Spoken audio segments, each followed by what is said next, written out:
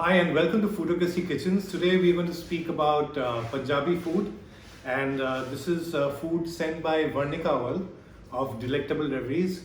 She might or might not be a home chef, but we're going to talk about that later because I want to tell you about my Punjabi food story first. So I moved to Mumbai in the late 1990s from Kolkata, and I was staying in a Punjabi family as a PG. So when I was told that, I thought that very good. Every night I'll be having tandoori chicken. That's what all I knew about Punjabi food. And then I came in here and I realized that they were vegetarians, the family. And I said that what sort of Punjabis are you? But then I realized that there's a large community in Punjab which is vegetarian. This food is so.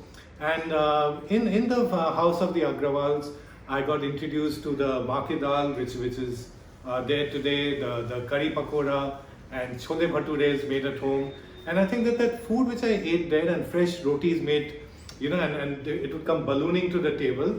And I think that food which I had is what made me sort of fall in love with Mumbai, make it feel like home. And today is also 1st May, which is Maharashtra Day. And happy Maharashtra Day to everyone. And this is the state and the city where, like I said, I've been able to live my dreams. It's been home for me. And I've also found my wife who's shooting this now. So, that's the thing about Punjabi food. I was speaking with someone else about this food, and he was telling me that he doesn't like Punjabi food because it's normally very oily in restaurants. But home food is very different. And I've had an opportunity to taste that in my early years. And that's what Vernika sort of presents.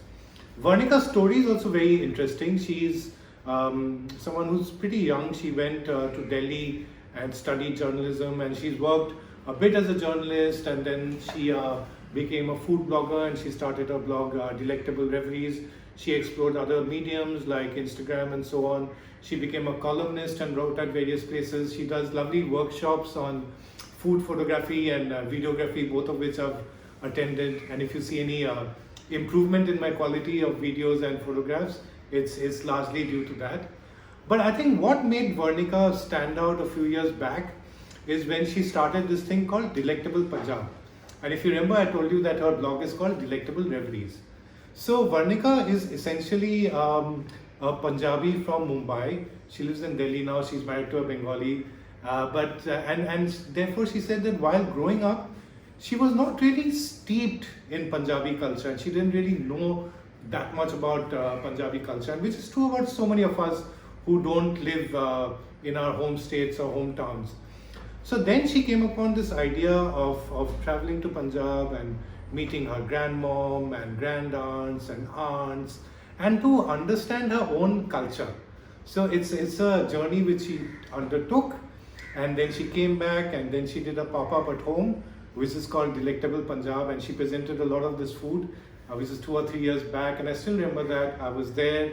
A lot of people from the food world. There was Kurush and Ria, then there was Nikhil Merchant, there was Rushina, and then there was Shashi Chalia, who just become the Master Chef of Australia food, and there were many more people. We had a lovely time that day having home cooked Punjabi food.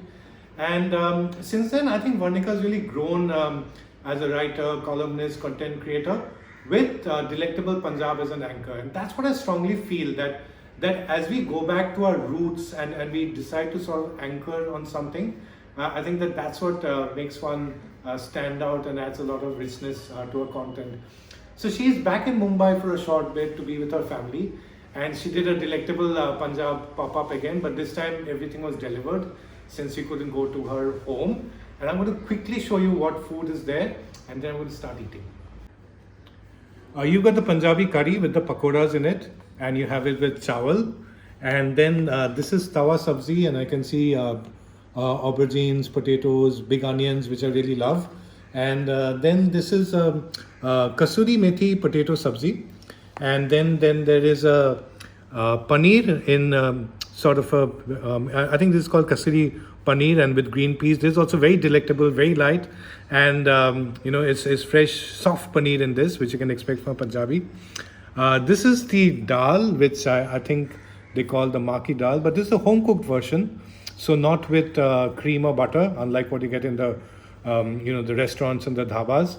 the pickled onion, which I love about Punjabi food, and then she sent some kheer. So that's it, and I'm going to start eating, and no, not on camera. So bye. Take care, and happy Maharashtra Day.